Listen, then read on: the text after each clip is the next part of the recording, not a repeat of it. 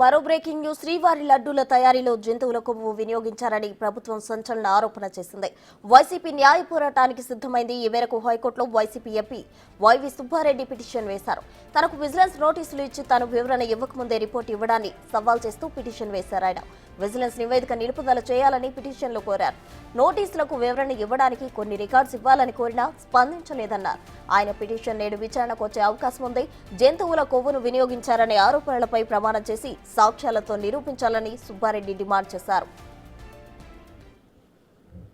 Enquiry department అని నోటీసులు ఇచ్చారు మాకు ఇచ్చారు. మిగతా ఆఫీసర్లు కూడా ఎవరెవరికి ఇచ్చారో నాకు తెలియదు.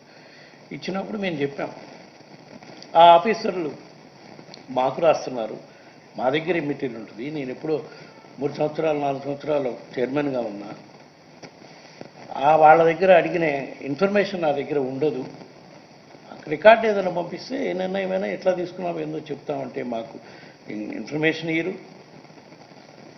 ఇవన్నీ బోర్డు డిసిషన్స్. బోర్డులో డిసిషన్ ప్రతి నిర్ణయం బోర్డులో తీసుకుంది. బోర్డు సభ్యులతో పాటు ఎక్స్కప్షో మెంబర్స్ గవర్నమెంట్ సైడ్ నుంచి ఉన్నారు. అన్నీ తీసుకున్నాం, అన్ని నిర్ణయాలు తీసుకోవడం జరిగింది. ఇంప్లిమెంట్ చేసే ఆఫీసర్లు వాళ్ళ ప్రేమ ఏమి లేకుండా పేపర్లో వస్తుంది. నిన్నో మొన్నో ఒక పేపర్లో విజిలెన్స్ రిపోర్ట్ అయిపోయింది, 520 కోట్ల రూపాయల దోపిడీ జరిగింది అని చెప్పి పేపర్ రైటింగ్ వస్తుంది. సో ఏ స్థాయిలో దుష్ప్రచారం చేసే కార్యక్రమం చేస్తున్నారంటే చూడండి. దాని మీద కూడా ఈరోజు కోర్టుకు వెళ్తున్నారు. ఇదే అంశానికి సంబంధించి మరింత సమాచారం మా ప్రతినిధి శివ అందిస్తారు. శివ, చెప్పండి. తనకు విజిలెన్స్ నోటీసులు ఇచ్చి వివరణ ఇవ్వకముందే రిపోర్ట్ ఇవ్వడాన్ని సవాల్ చేస్తూ పిటిషన్ వేశారు వైవి సుబ్బారెడ్డి. దీనికి సంబంధించిన తాజా డీటెయిల్స్ ఏంటి? ప్రస్తుతం మొత్తం మీద చూసుకుంటే టీటీడీ వ్యవహారంలో రోజుకు మలుపు తిరుగుతూ ఉంది. ఇప్పటికే తిరుపతి వెంకన్న లడ్డు భక్తుల ప్రసాదం, కోట్లాది మంది భక్తుల ప్రసాదానికి సంబంధించి జంతు కొవ్వును వినియోగించారని చెప్పి కూడా ముఖ్యమంత్రి చంద్రబాబు చేసిన సంచలన వ్యాఖ్యలతో నిన్న మొత్తం కూడా ఇదే అంశంపై కూడా ప్రధానమైన చర్చ జరిగింది.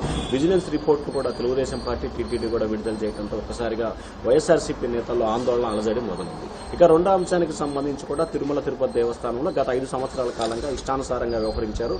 అవసరం లేని దేవాలయాలకు శ్రీవారి నిధులు కేటాయించారు. అలాగే సిఫార్సు లేఖను ఇష్టానుసారంగా కేటాయించిన పరిస్థితి కనిపించింది.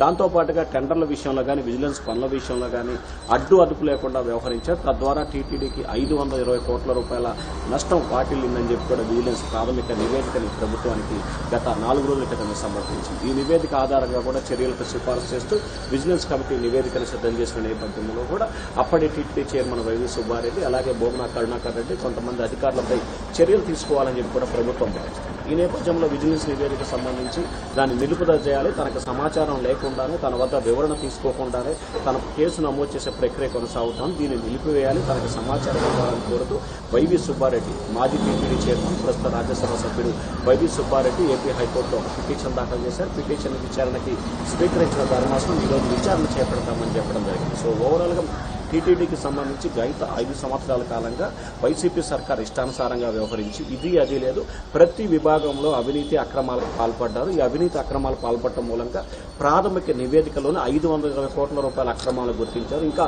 లోతుగా విచారణ జరిపితే ఇంకా ఎంత బయటపడుతుందనే అంశానికి సంబంధించి కూడా టీడీపీ నేతలు ప్రశ్నిస్తున్న పరిస్థితి కనిపిస్తోంది. ఒకవైపు టీటీడీలో జరిగిన అక్రమాలు, మరొక వైపు భక్తులు ఎంతగానో భావించే టీటీడీ ప్రసాదం తిరుపతి లడ్డుకి ఎంతో ప్రాముఖ్యత ఉంటుంది. అటువంటి లడ్డు విషయంలో కూడా వైసీపీ సర్కార్ అవలంబించిన విధానాలకు సంబంధించి కూడా ప్రజల నుంచి తీవ్రస్థాయిలో వ్యతిరేకత వ్యక్తమవుతున్న నేపథ్యంలో దీనిపై కూడా సమగ్ర విచారణకు ఆదేశించాలని చెప్పి ప్రభుత్వం భావిస్తాం. ఇదే అంశానికి సంబంధించి సీఎం చంద్రబాబు కూడా టీటీడీని పూర్తి స్థాయిలో ప్రక్షాళన చేస్తాం, గతంలో పాల్పడిన వారిపై కఠిన చర్యలు తీసుకుంటాం, టీటీడీని మంచి రీతిలో తయారు చేస్తామని చెప్పి ప్రకటన చేసింది. మరొక వైపు టీటీడీ లడ్డు విషయంలో తాము ఎటువంటి తప్పు చేయలేదు, కుటుంబంతో సహా ప్రమాణం చేయడానికి తాను సిద్ధమని చెప్పి మాజీ టీటీడీ చైర్మన్ ప్రభుత్వానికి సవాల్ విసిరారు. దీన్ని స్పందించిన టీడీపీ నేత మంత్రి నారా లోకేష్ కూడా తాను తిరుపతిలోనే ఉన్నాను, రండి ప్రమాణం చేయడానికి తాను సిద్ధంగా ఉన్నాను, ఎందుకు గతంలో కేటాయించిన కాంట్రాక్ట్ కాకుండా మీకు నచ్చిన వారిని కేటాయించారు, దాంట్లో ఎందుకు మీరు చేయాల్సి వచ్చింది, అలాగే ఒక్క టీటీడీ లడ్డు విషయంలో కాదు ప్రతి దాంట్లో కూడా భక్తుల మనోభావాలు దెబ్బతినే విధంగా, భక్తులకి దర్శనం అందజేయడం విధంగా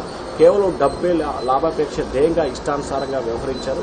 వీటన్నిటిపై ప్రమాణం చేయడానికి తాను సిద్ధంగా ఉందని చెప్పి లోకేష్ అయితే ప్రకటన చేసిన నేపథ్యం. సో మొత్తం మీద చూసుకుంటే టీటీడీ వివాదం రోజుకు మలుపు తిరుగుతున్న నేపథ్యంలో వైవి సుబ్బారెడ్డి హైకోర్టులో పిటిషన్ దాఖలు చేశారు. ఈ పిటిషన్ ఈరోజు విచారణ రాబడుతుంది. మరి విజిలెన్స్ నివేదికని స్టే ఇస్తారా, లేకపోతే వైవి సుబ్బారెడ్డిపై విచారణ చేయమని ఆదేశాలు జారీ చేస్తారా అనే ఉత్కంఠ అయితే కొనసాగుతుంది ప్రస్తుతం.